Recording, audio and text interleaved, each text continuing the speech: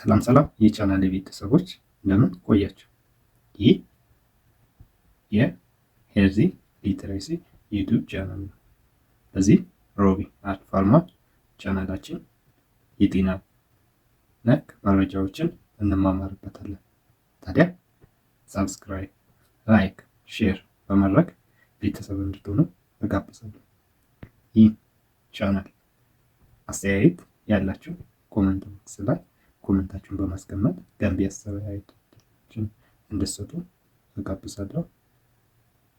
ታዲያ በዚህ ቻናላችን በዛሬው ቪዲዮ ስለ ለምጽ ወይም ቪቲሊጎ የምናይ ይሆናል ማለት ነው። አብራችሁን ስቆዩ ስለ ለምጽ ምንነት እንዲሁም ለለምጽ በሽታ ምክንያት ምንድነው የሚለውን እንዲሁም የለምጽ በሽታ ምልክቶቹ እና ህክምናዎቹን በዝርዝር የምናይ ይሆናል። ለምጽ ከተወለድን በኋላ የሚከሰት የቆዳ ቀለም ባለመመረቱ ምክንያት የሚመጣ የቆዳ ህመም አይነት ነው። ለምጽ በንክኪ አይተላለፍም። ለምጽ ከህፃናት ጀምሮ በማንኛውም እድሜ ክልል ውስጥ በሚገኝ ግለሰቦች ላይ ሊታይ ይችላል። ይህ ኮመን የሆነ ለምጽ ኮመን የሆነ ክሮኒክ ዲስኦርደር ነው ማለት ነው። የቆዳ በሽታ ነው። የለምጽ በሽታ ምክንያት በምን ይከሰታል ስንል በትክክል ምክንያቱ ይህ ነው ተብሎ በእርግጠኝነት መናገር አይቻልም። የተለያዩ መላምቶች እንደ ምክንያት ይጠቀሳሉ። ከነዚህም መካከል የሰውነታችን በሽታ መከላከያ ስርዓት ወይም ኢሚዩን ሲስተም የምንለው የራሳችን የቆዳ ቀለም አምራች ህዋሳት ሜላኖሳይት በሚያጠቃበት ጊዜ የሚከሰት የቆዳ ህመም ነው የሚለው መላምት በይበልጥ ተቀባይነት አለው። በዚህም ምክንያት ለምጽ በተመሳሳይ ሁኔታ ከሚከሰቱ ሌሎች ህመሞች ጋር ተያያዥነት አለው ተብሎ ይታሰባል። እነዚህም የስኳር ህመም፣ የእንቅርት ህመም እንዲሁም የላሽ በሽታ እነዚህ ከአውቶ ኢሚዩን ዲዚዝ የምንላቸው ከለምጽ ጋር ተያያዥነት ያላቸው በሽታዎች ናቸው። ለምጽ ከጭንቀት፣ ከእርግዝና፣ ከአደጋ ጋር ተያይዞ ሊከሰት ይችላል። የለምጽ ምልክቶቹን ስናይ ለምጽ ያለበት ቦታ ወደ ነጭነት የሚያደላ ቀለም ሲኖረው ከዚህ ውጪ ማሳከክ ወይም ቦታው ላይ በማንኛውም የቆዳችን ክፍል ላይ ሊከሰት ይችላል። ለምጽ በአንድ ቦታ ላይ ብቻ እንዲሁም ፎካል ቪቲሊጎ የምንለው በግራ ወይም በቀኝ የሰውነታችን ክፍል፣ ሴግሜንታል ቪቲሊጎ የምንለው እንዲሁም አብዛኛው የቆዳችን ክፍል ላይ ሊከሰት ይችላል። ይህም ጀነራላይዝ ቪቲሊጎ የምንለው ነው ማለት ነው። እነዚህም በፒክቸሩ ላይ የምታዩት የለምጽ በሽታ ምልክቶች ናቸው። የለምጽ በሽታ ህክምና ስናይ የህክምናው አይነት የሚወሰነው ምክንያቶች አሉ። ከነዚህም ውስጥ የህመሙ ሲቪሪቲ ወይም ጥንካሬው እና ለምጽ በቆዳችን ላይ እየተስፋፋ መሆን ወይም ባለበት መቆም እንዲሁም የህክምናው በቀላሉ መገኘት አቬይላቢሊቲ እና የህመምተኛው የመክፈል አቅም ወይም አፎርዴቢሊቲ እነዚህ የህክምናውን ሁኔታ የሚወስኑ ቅድመ ሁኔታዎች ናቸው። የለምጽ በሽታ ህክምናዎችን ስናይ የሚወጡ እንክብሎች ሲስተሚክ ቴራፒስ እንዲሁም የሚቀቡ ቶፒካል እንዲሁም የፎቶ ቴራፒ ሰው ሰራሽ ወይም የተፈጥሮ ብርሃን በመጠቀም የሚሰጥ ህክምና፣ የጨረር ህክምና እንዲሁም ኤክሳይመር ሌዘር የላይተር ቴክኖሎጂ በተለይም የኤክሳይመር የምንለው የ308 ናኖሜትር ሞገድ ያለው የአልትራቫዮሌት ቢ ብርሃንን በመጠቀም የሚሰጥ የቆዳ ቀለም የጠፋባቸውን ክፍሎች ለማነቃቃት የሚጠቀም የብርሃን አይነት ነው።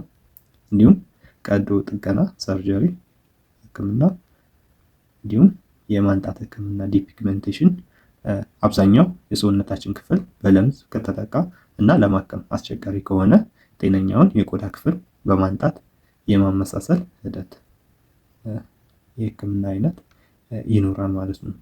እነዚህም ቆዳ ሐኪማችን ሊወሰኑ ይችላሉ ማለት ነው። እንደ በሽታችን ሁኔታ አይነት እና የክፋት ወይም ደረጃው ታይቶ እነዚህ ህክምናዎች ሐኪማችን ሊመርጥልን ይችላል ማለት ነው። ህክምናዎቹን በዝርዝር ስናይ እንዲሁም የቶፒካል ቴራፒ የሚቀቡ መድኃኒቶችን ስናይ የኮርቲኮስቴሮይድ፣ የካልሲኒየሪን ኢንሂቢተሪ እና እንዲሁም ፈዋሽነቱ ያልተረጋገጠ ግን በህክምናው ላይ ያለው የቶፒካል ቫይታሚን ዲ አናሎግ ፕሪፓሪ ቫይታሚን ዲ ተመሳስሎ የተሰራ የሚቀባ መድኃኒት አለ። እንዲሁም የፎቶቴራፒ የብርሃን ህክምና የአልትራቫዮሌት ቢ እና የአልትራቫዮሌት ኤ ጨረሩ ብርሃኖችን በመጠቀም እንዲሁም የሚዋጡ የሲስተሚክ ኮርቲኮስቴሮይድ ፕሪዲንስሎን፣ ዴክሳሜታሶን የመሳሰሉት እንዲሁም የቀዶ ህክምና ሰርጂካል ቴራፒ የሚሰጡ ይሆናሉ ማለት ነው። እነዚህም እየከፋ ስቴቢላይዜሽን ኦፍ ራፒድሊ ፕሮግሬሲቭ ዲዚዝ አሁን ይህ የለምጽ በሽታው በጣም እየተስፋፋ ከሄደ ለመቆጣጠር የሚዋጥ ኦራል ፕሪዲንስሎን ሊታዘዝልን ይችላል ማለት ነው። ዶዙም ከ5 እስከ 10 ሚሊግራም በቀን አንድ ጊዜ ለህፃናት እንዲሁም ከ20 እስከ 20 ከ10 ተነስቶ ሚኒመሙ እስከ 20 ሚሊግራም በቀን አንድ ጊዜ ለአዋቂዎች እስከ 2 ሳምንት በሚደርስ ጊዜ በሐኪሞት ሊታዘዝለት ይችላል ማለት ነው። እንዲሁም ለአዋቂዎች ሲሆን እንደ አማራጭነት ለፕሪዲንስሎን አማራጭነት ዴክሳሜታሶን ሊታዘዝልን ይችላል ማለት ነው። ይህም በሳምንት ለተከታታይ 2 ቀናቶች ውስጥ በአማካይ እስከ 3 ወራት ጊዜዎች ውስጥ የቆዳ ሐኪሞት ሊያዝሉት ይችላል። እንዲሁም ለዚህ ካልሆነም አንድ ጊዜ የጡንቻችን ላይ የሚዋጋ የትራይአሚሲሎን በ40 ሚሊግራም ሊታዘዝሉት ይችላል። ይህም ካልሆነ እንደ አማራጭነት የአልትራ ቫዮሌት ቢ የጨረርን በመጠቀም ከነዚህ መድኃኒቶች ጋር አንድ ላይ በመሆን ወይም ለብቻው ሊታዘዝሎት ይችላል ማለት ነው። ሎካላይዝድ ዲዚዝ ሲሆን ይህም በአንድ ቦታ ላይ ፎካል ሲሆን ቪትሪጎ ይህም ከሚድ ሃይፖተንሲ ቶፒካል ኮርቲኮስቴሮይዶች ሊታዘዝሎት ይችላል። የመጀመሪያ ተመራጮች ናቸው ማለት ነው። ይህም ሚድ ፖቴንሲ ኮርቲኮስቴሮይድ ሲሆን በቀን አንድ ጊዜ እንዲሁም ሃይፖቴንሲ ኮርቲኮስቴሮይድ ሲሆን በቀን አንዴ እንዲሁም ሚድ ሲሆን 2 ሊታዘዝሎት ይችላል ማለት ነው። እንዲሁም የሞሜንታሶን ፊዮሬት ተመራጭ ነው። እንዲሁም የጎንዮሽ ጉዳቱ እምብዛም ኔግሊጂብል ነው ማለት ነው። ይህ ነው የሚባል ስላልሆነ የሞሜንታሶን ፊዮሬት ተመራጭ ነው ማለት ነው። የቶፒካል ካልሲኒየሪን ኢንሂቢተሪም እንደ አማራጭነት ሊታዘዝልን ይችላል ማለት ነው። እነዚህም ይህም ሊሚትድ ዲዚዝ ከሆነ ለእነዚህ ቶፒካል ለሚቀቡ ኮርቲኮስቴሮይዶች ወይም ካልሲኒየሪን ኢንሂቢተሪ ምላሽ ካልሰጠ የፎቶቴራፒ ሊታዘዝልን ይችላል ማለት ነው። በሳምንት 2 ጊዜ እንደ አማራጭነት ሊታዘዝለት ይችላል የሚቀቡ መድኃኒቶች ለውጥ የማያመጡ ከሆነ ማለት ነው። እንዲሁም ዲሴሚኔትድ ዲዚዝ ሲሆን እንዲሁም የለምጹ አብዛኛው የሰውነታችን ክፍልን የሚያካልል ከሆነ ይህ ተመራጩ የብራንድ ስፔክትረም አልትራቫዮሌት ቢ ፎቶቴራፒ ተመራጭ ነው ማለት ነው።